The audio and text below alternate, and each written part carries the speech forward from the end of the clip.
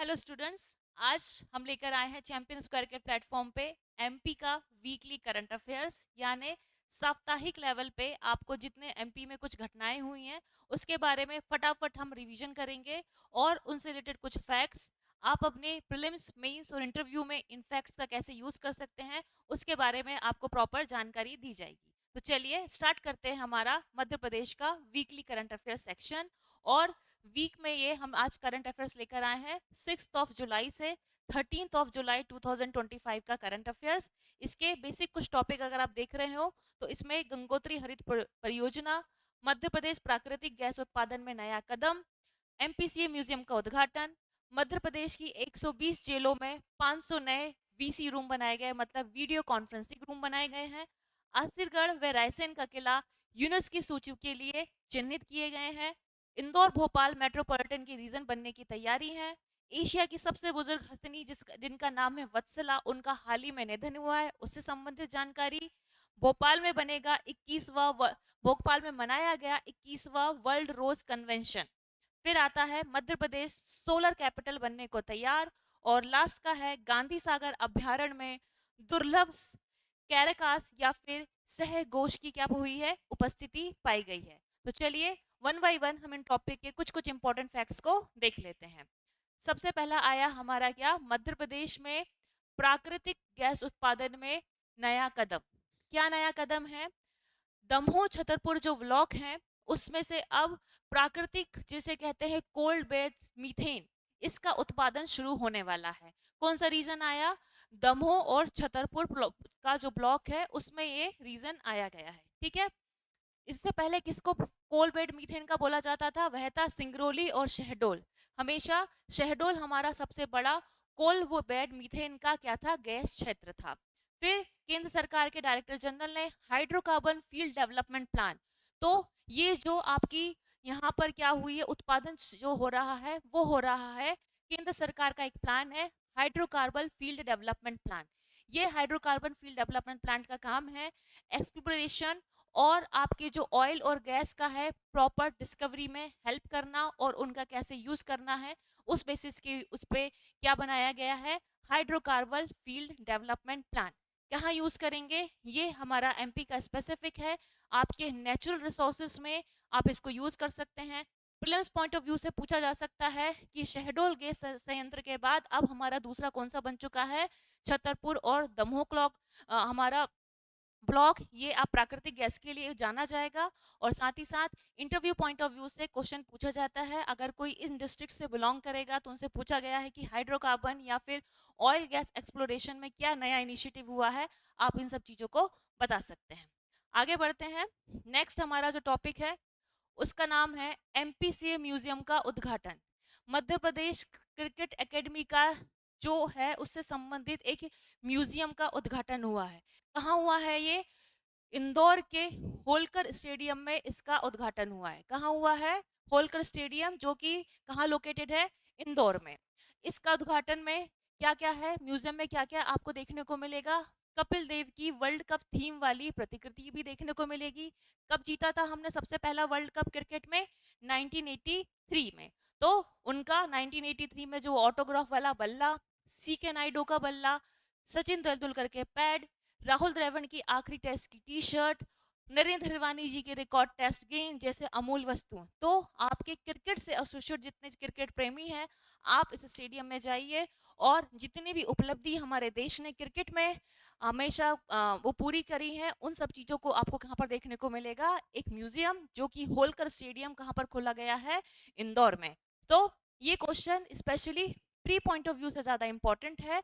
Mains और interview में हाँ, अगर कोई इंदौर का स्टूडेंट है आने वाले एग्जाम में तो आपसे जरूर पूछा जा सकता है कि आपके शहर में नया इनिशिएटिव है, लेकिन इसका importance prelims point of view से ज्यादा रहेगा कि एमपीसीए का म्यूजियम अब कहाँ पर खोला गया है। नेक्स्ट आगे बढ़ते हैं। अब आता है नेक्स्ट गंगोत्री हरित परियोजना। मध्य प्रदेश सरकार ने की एक योजना है, इस योजना का नाम है गंगोत्री हरित परियोजना। ये कब से स्टार्ट करी गई है? 15 जुलाई से 15 अगस्त तक। ठीक है, डेट देख लो, 15 जुलाई से 15 अगस्त तक 2025 तक गंगोत्री हरित परियोजना का क्या किया जाएगा? आयोजन किया जाएगा। क्या काम है इसका उद्देश्य? नदियों के उद्गम स्थल के आसपास इन्हें क्या करना है? 10 एकड़ शासकीय भूमि पे पौधारोपण करने का उद्देश्य है। इसको कैसे किया जा रहा है? एक शिप्री सॉफ्टवेयर के माध्यम से इस योजना का क्रियान्वयन किया जा रहा है। पहली चीज तो ये गंगोत्री हरित परियोजना। गंगोत्री हरित से याद करिए कि जो आपकी रिवर्स हैं उनके आसपास की जो 10 एकड़ भूमि है हम वहां पर पौधारोपण करेंगे। पौधारोपण करने से आपकी जो इरोजन वाली दिक्कत है, फ्लड के टाइम पर प्रॉब्लम्स आती है, उसको भी कम किया जा सकता है और आपके प्रॉपरली आपके एफॉरेस्टेशन को ये चीज प्रमोट करती है। तो दो फायदे। तीसरा इसमें वर्ड आया है सिप्री सॉफ्टवेयर। सिप्री सॉफ्टवेयर है आपके, ये सॉफ्टवेयर है किस चीज के लिए? रूरल इंफ्रास्ट्रक्चर में आइडेंटिफिकेशन के लिए, कि अगर आपको रूरल इंफ्रास्ट्रक्चर में कुछ डेवलपमेंट करना है तो कौन सी जगह पे क्या डेवलपमेंट होना चाहिए, ये सॉफ्टवेयर उन जगह को क्या करता है? चिन्हित करने का काम करता है। तो ये सॉफ्टवेयर हमारे मध्य प्रदेश सरकार द्वारा यूज किया जा रहा है और कई प्रदेश इसको एज अ एग्जाम्पल सेट करके यूज करने के लिए प्रयासरत हैं। अब ये चीज हमारे एग्जामिनेशन पॉइंट ऑफ व्यू से कहाँ इंपॉर्टेंट हो सकती है? एग्जामिनेशन पॉइंट ऑफ व्यू में अगर हम देखेंगे तो ये चीज आपकी आ जाएगी किस बेसिस पे? एक मिनट। प्रीलिम्स, मेंस, इंटरव्यू, तीनों के पॉइंट ऑफ व्यू से क्या होगी? ये इंपॉर्टेंट होगी। कैसे इंपॉर्टेंट होगी?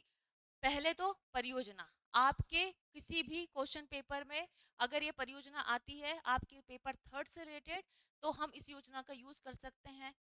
दूसरी बात इन्वायरमेंट प्रोटेक्शन से संबंधित है। डिजास्टर्स के टाइम पे कौन सी इनिशिएटिव के बेसिस पे आप कौन कौन से इनिशिएटिव ले सकते हैं, वहाँ इस परियोजना का यूज कर सकते हैं। सिप्री सॉफ्टवेयर क्या है, कैसे काम करता है, इंफ्रास्ट्रक्चर डेवलपमेंट में टेक्नोलॉजी का क्या यूज है, वहाँ आप सिप्री सॉफ्टवेयर का यूज कर सकते हैं। और इंटरव्यू में तो सीधा क्वेश्चन पूछा जा सकता है कि बताइए गंगा हरित परियोजना क्या है, तो आपको सिंपल फैक्ट्स पता होना चाहिए, क्या पर्पस है, क्या उसके फायदे हैं। जो आपके लिए मेंस के लिए इंपॉर्टेंट है वही चीज आपकी थोड़ा बहुत इंटरव्यू के लिए भी काम आती है। चलिए नेक्स्ट आगे बढ़ते हैं। मध्य प्रदेश की 120 जेलों में 500 नए वीसी रूम बनेंगे। ठीक है, वीसी रूम बनने का मतलब है आपके वीडियो कॉन्फ्रेंसिंग रूम। ये वाली चीज फटाफट न्यूज क्या है? 120 जेलों में नए वीसी रूम बनाए जा रहे हैं। कैसे होंगे ये साउंड प्रूफ और इको प्रूफ होंगे, जो आपको प्रॉपरली अगर आपकी जो भी कार्रवाई हो रही है उस कार्रवाई में बिना किसी दखल के, बिना किसी आपके दिक्कत के ये काम कर सकते हैं, ताकि अलग अलग मामलों की सुनवाई में गोपनीयता बनी रहे। किसी की आवाज यहाँ से दूसरे रूम से एक दूसरे रूम में ट्रांसफर ना हो सके। फिर किसकी है योजना है ये? केंद्र सरकार की न्याय श्रुति योजना के तहत आता है। तो दूसरा टेक अवे क्या हो गया? न्याय श्रुति योजना। देखेंगे क्या है ये। अब ये लागू कब से हुई है? ये 1 जुलाई 2024 से लागू नए कानूनों में तकनीकी और पीड़ित पक्ष की सुविधा को प्राथमिकता दी गई है। जैसे कि आप लोग सब जानते हैं 1 जुलाई 2024 से हमारे देश में जो पुराने 3 कानून थे, आईपीसी, सीआरपीसी, उनको हटा के हमारे देश में भारतीय न्याय संहिता को लाए गए हैं। इस प्रकार के 3 कानून लाए गए थे जिनका इम्प्लीमेंटेशन कब से हुआ है? 1 जुलाई 2024 में। तो उन कानूनों का मकसद क्या है? हमारे देश में जो पीड़ित लोग हैं उनको प्रॉपर जुडिशरी या फिर न्याय पहुंचाना, वो भी तकनीक के माध्यम से। तकनीक के माध्यम से न्याय पहुंचाने की ही स्कीम का नाम है न्याय श्रुति योजना। मतलब ऑडियो वीडियो डिजिटल या फिर टेक्निक्स का यूज करना, ताकि आपको जस्टिस बहुत इजीली, बहुत ट्रांसपेरेंसी से प्रोवाइड की जा सके। उसी के अंतर्गत हमारे मध्य प्रदेश के 120 जिलों में वीडियो कॉन्फ्रेंसिंग कैमरास स्थापित किए गए हैं। चलो नेक्स्ट आते हैं। नेक्स्ट है आपका असिरगढ़ व रायसेन किले किसमें शामिल हो चुके हैं? यूनेस्को की सूची में चिन्हित हुए हैं। ठीक है, चिन्हित होना और यूनेस्को की वर्ल्ड हेरिटेज साइट डिक्लेयर होना में बहुत ज्यादा अंतर है। कैसे? ये इनकी प्रोविजनरी लिस्ट में आते हैं, मतलब अपेक्षित श्रेणी, जो आगे चल के यूनेस्को इनको प्रॉपर विश्व धरोहर घोषित कर सकता है। ठीक है, तो क्या है ये? 5 ऐतिहासिक धरोहरों को अस्थायी सूची में क्या करा है? चिन्हित किया गया है। इनमें नाम किस किस का है? असिरगढ़ का किला, देवगढ़ का किला और रायसेन का किला। इसी के साथ साथ बाघ की गुफाएं और गुन्नौरगढ़ के किले भी इसमें शामिल हैं। तो सबसे पहले नाम याद रख लीजिए कि कौन कौन से किले और गुफाएं सम्मिलित की गई हैं। पहला असुरगढ़, देवगढ़, रायसेन, बाघ गुफाएं और गिन्नौरगढ़ का किला। तो ओवरऑल मध्य प्रदेश में कितनी धरोहर हैं जो यूनेस्को की वर्ल्ड हेरिटेज साइट में आती हैं? इसमें है 18। 18 धरोहर अभी यूनेस्को की वर्ल्ड हेरिटेज साइट्स में है, जिसमें 3 स्थायी हैं। तो 3 स्थायी कौन कौन सी हैं? कमेंट करके इनका नाम बताइए आप। 3 स्थायी धरोहर जो यूनेस्को वर्ल्ड हेरिटेज लिस्ट में शामिल है मध्य प्रदेश की।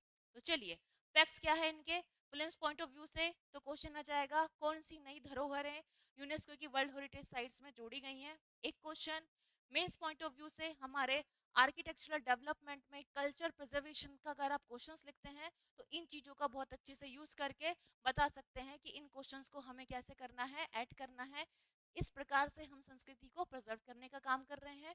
और सेम चीज़ आपसे अगर पूछी जाए तो आपको ये क्वेश्चन इंटरव्यू में अगर आता है तो आप उसको डील कर सकते हैं। चलिए next, Indore Bhopal metropolitan region बनने की तैयारी। एक मिनट।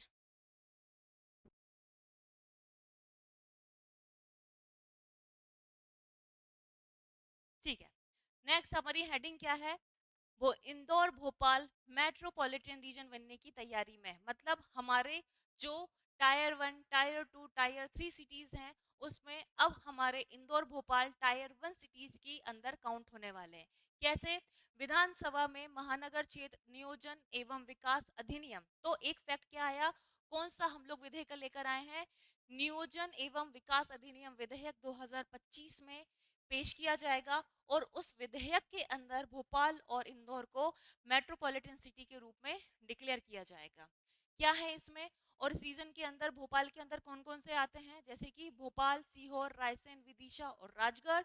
इंदौर के अंदर आ जाएंगे इंदौर, उज्जैन, देवास और धार जिले शामिल होते हैं। मेट्रोपॉलिटन सिटी बनने का मतलब रहता है कि जिस प्रकार से एक एनसीआर का कॉन्सेप्ट बनता है उसी प्रकार से एक बड़ी सिटी के अंतर्गत कुछ अलग जो आपकी डिस्ट्रिक्ट्स होती हैं उनको काउंट करके उनका डेवलपमेंट एक सिंगल फ्रेम में या सिंगल लेआउट में एक डेवलपमेंट किया जाता है। तो कौन कौन से दो शहर मेट्रोपॉलिटन में आएंगे प्रीलिम्स के हिसाब से इंपॉर्टेंट है, भोपाल और इंदौर। और उनके अंदर कौन कौन से रीजन आ रहे हैं, तो आपको थोड़ा सा प्रीलिम्स पॉइंट ऑफ व्यू से फैक्चुअल क्वेश्चन है, वहां आप इस चीज को रिलेट कर सकते हैं। मेंस पॉइंट ऑफ व्यू से अगर एक क्वेश्चन आता है तो मेंस के लिए इंपॉर्टेंट हो जाएगा हमारा क्या अर्बनाइजेशन में क्या काम हो रहा है और अर्बनाइजेशन को कैसे डील किया जा रहा है, उस टाइप की चीज़ों को आप इस टॉपिक को रिलेट कर सकते हैं। ठीक है, प्रॉपर डेवलपमेंट और अगर आपको रीजनल डेवलपमेंट पे कैसे काम करना है तो इन दोनों चीज़ों के साथ अगर आप डालेंगे कि मेट्रोपॉलिटन रीजन बना के अगर काम किया जा रहा है और उसके अंतर्गत विभिन्न डिस्ट्रिक्ट्स हैं जो अंदर आकर आती हैं उनका प्रॉपर क्या होगा डेवलपमेंट साथ साथ हो जाता है। चलिए आगे बढ़ते हैं। एशिया की सबसे बुजुर्ग हथनी वत्सला, ठीक है, इनका अभी निधन हो गया है। ये हथनी किस नेशनल पार्क में थी? पन्ना टाइगर रिजर्व जो है आपका, उससे संबंधित है कौन? हथनी वत्सला। इनकी उम्र लगभग 100 वर्ष से अधिक थी और इन्हें दादी के नाम से भी जाना जाता है। तो स्पेशली ये जो आपका क्वेश्चन है वो प्रीलिम्स पॉइंट ऑफ व्यू से ज़्यादा इंपॉर्टेंट है। और अगर कोई पन्ना का रीजन का रहने वाला होगा तो उस स्टूडेंट के लिए ये क्वेश्चन आपके इंटरव्यू पर्पज से ज़्यादा इंपॉर्टेंट है। क्यों इतना है? क्योंकि ये 100 वर्ष से अधिक जी हैं और एलिफेंट्स की उम्र इतनी ज़्यादा नहीं होती है। ये जी गई इसीलिए इनका नाम रिकॉर्ड हो गया है, इसीलिए इनको रिकॉग्नाइज किया जा रहा है। तो वत्सला किसका नाम है? एक हथनी का, जो कहाँ रहती थी? पन्ना टाइगर रिजर्व में। और इनका अभी हाल ही में निधन हुआ है। तो प्रीलिम्स और इंटरव्यू के पॉइंट ऑफ व्यू से ये न्यूज़ आपके लिए इंपॉर्टेंट हो सकती है। आगे बढ़ते हैं। भोपाल में 21वां वर्ल्ड रोज कन्वेंशन आयोजित हुआ। बेसिक क्वेश्चन है, प्रीलिम्स में ये क्वेश्चन इस टाइप के ज्यादा आते हैं, कौन सा कन्वेंशन, कौन सी शहर, कौन से देश, कौन सी डिस्ट्रिक्ट में आयोजित होता है, तो इस टाइप के क्वेश्चंस बनने के चांसेस ज्यादा रहते हैं। तो देख लो, इसकी डेट देख लेते हैं। डेट है 7 से 13 जनवरी। कब? 2028 के बीच में ये आयोजित होगा। फिर कितने दिवस का कार्यक्रम है ये? 7 दिवस कार्यक्रम। कितने लोग भाग लेने वाले हैं? 40 देश से अधिक, 500 से ज्यादा अधिक इसमें प्रतिनिधि शामिल होंगे। और इससे क्या होगा? भारत की बढ़ती वैश्विक प्रतिष्ठा और विश्व गुरु बनने की दिशा में एक महत्वपूर्ण कदम है। देखिए, अगर कोई वर्ल्ड कन्वेंशन आपके प्रदेश में, आपकी डिस्ट्रिक्ट में अगर आयोजित हो रहा है और जिसमें बहुत ही एक लेवल पे इंटरनेशनल डिग्निटरीज आते हैं, तो डेफिनेटली आपका ग्लोबल रिप्रेजेंटेशन बहुत बढ़ता है, ग्लोबल लेवल पे मीडिया आप उसको कवर करती है। तो ये चीज आपके मध्य प्रदेश को एक ग्लोबल लेवल पे दिखाना क्या कर दिया है, स्टार्ट कर दिया है। बहुत सारे कन्वेंशन अभी तो भोपाल और इंदौर में होते हैं, लेकिन धीरे धीरे करके ये कन्वेंशन आपके एमपी की बहुत डिस्ट्रिक्ट्स में भी होने वाले हैं आने वाले टाइम पे। थोड़ा सा प्रीलिम्स के हिसाब से इंपॉर्टेंट फैक्ट्स है। भोपाल के जो लोग हैं उनके लिए क्या हो सकता है, इंटरव्यू पॉइंट ऑफ व्यू से भी इंपॉर्टेंट हो सकता है। नेक्स्ट आगे बढ़ते हैं। Last, Madhya Pradesh solar capital बनने को तैयार है। मध्य प्रदेश में ही सबसे पहले एक सिटी थी सोलर सिटी, जिसको सांची के नाम से मतलब हम लोग जानते हैं, सांची बनी थी solar city. Madhya Pradesh solar या कहें ओवरऑल रिन्यूएबल एनर्जी की उसमें बहुत ज्यादा प्रगति कर रहा है। तो उसमें सबसे नंबर 1 पे किस पे आ गए हैं हम, सोलर पे। क्या काम करा है, रीवा, नीमच और ओमकारेश्वर को सौर ऊर्जा में उत्पादन में अग्रणी है, क्योंकि रीवा में भी सोलर प्लांट है, नीमच में भी है, और ओमकारेश्वर में तो अभी फ्लोटिंग सोलर प्लांट का क्या करा गया है, उद्घाटन किया गया है। फिर सांची क्या बनी थी, देश की पहला सोलर सिटी बनी। इसके अलावा एक योजना है, इस योजना का क्या नाम है, सूर्य मित्र कृषि फीडर योजना। ठीक है, इससे क्या कर रहे हैं, किसान और छोटे निवेशक बिजली उत्पादक बन सकेंगे। क्या होता है, जब आपके पास भूमि में उत्पादन में आप गेहूं दाल चावल वगैरह नहीं लगाते हैं, आपकी भूमि उतनी उपजाऊ नहीं होती है, तो उसमें केंद्र सरकार क्या कर रही है, इस योजना को चला के उन छोटे किसानों को उनकी छोटी लैंड्स पे क्या कर देते हैं, सोलर प्लांट्स लगा देते हैं। तो वो अन्नदाता से बढ़कर ऊर्जादाता का काम करते हैं। ठीक है, तो इस योजना के अंतर्गत उनको भी कुछ ना कुछ आपकी एनर्जी भी मिलेगी, और साथ ही साथ उन लोगों का आय का साधन भी बढ़ जाता है जो छोटे किसान हैं। फिर क्या है, राज्य में 80 मेगावाट सौर परियोजनाएं तथा 8,000 कृषि फीडर्स हैं, जिनसे कितना है, 35 लाख कृषि पंप जुड़े हुए हैं। तो ये एक फैक्चुअल डाटा है। इसका पूरा इंपॉर्टेंस आपके लिए बनेगा किसमें, फिल्म्स के तो चलो फैक्ट्स आ गए, सोलर पे आते हैं, लेकिन आप मीन्स में जब भी रिन्यूएबल एनर्जी से रिलेटेड कोई क्वेश्चन आता है, सोलर एनर्जी से क्वेश्चंस आते हैं, तो आप इस पूरे चीजों को बहुत अच्छे से क्या कर सकते हैं, यूज कर सकते हैं। अलॉन्ग विद दैट, एग्रीकल्चर में फार्मर्स की इनकम कैसे बढ़ाना है, तो उसके लिए आप यूज करो जो हमारे माननीय जो मंत्री जी हैं, कौन, नितिन गडकरी जी, उनका हमेशा कहना रहता है कि अब मैं किसानों को अन्नदाता से ऊपर ऊर्जादाता बनाने पे फोकस कर रहा हूँ। तो इस प्रकार से किसान की आय को बढ़ाने के लिए सिर्फ अन्न उत्पादन नहीं, ऊर्जा उत्पादन पे भी फोकस किया जा रहा है। तो किसान और छोटे निवेशकों के लिए भी ये स्कीम इंपॉर्टेंट है, और ओवरऑल रिन्यूएबल एनर्जी जिसमें सोलर एनर्जी में मध्य प्रदेश जो काम कर रहा है, उस चीज को भी आप ऐड करके मीन्स में लिख सकते हैं। ठीक है, तो ये रहा आज का पूरा करंट। नेक्स्ट स्लाइड में या नेक्स्ट टाइम पे हम इसके आने वाले वीक के आपको करंट को डिस्कस करेंगे। कमेंट करके जो मैंने आपने क्वेश्चन पूछा था उसका आंसर जरूर दीजिए। मिलते हैं नेक्स्ट वीडियो में। Thank you so much.